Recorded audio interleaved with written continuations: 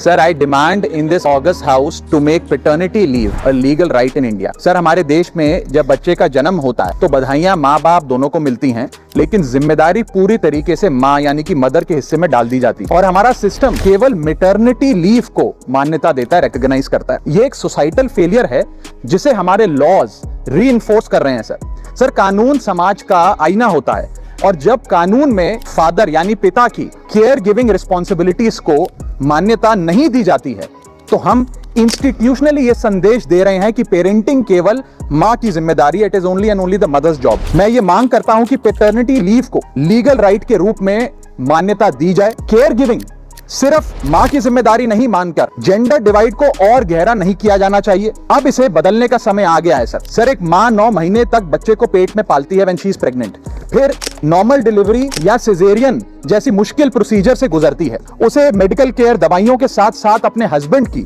Physical, mental और emotional support की भी जरूरत होती है। पति की भी बीवी के प्रति केयर गिविंग रिस्पॉन्सिबिलिटीज होती हैं, सिर्फ बच्चे के प्रति नहीं।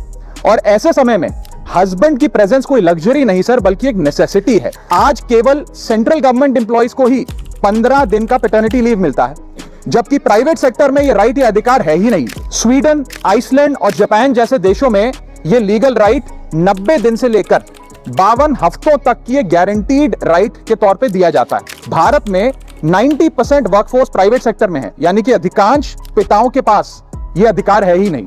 इसीलिए मैं सरकार से मांग करता हूं कि पैटर्निटी लीव को लीगल राइट बनाया जाए, क्योंकि केयर गिविंग सिर्फ मां की ही नहीं बल्कि एक shared responsibility of both the mother and the father. Thank you sir.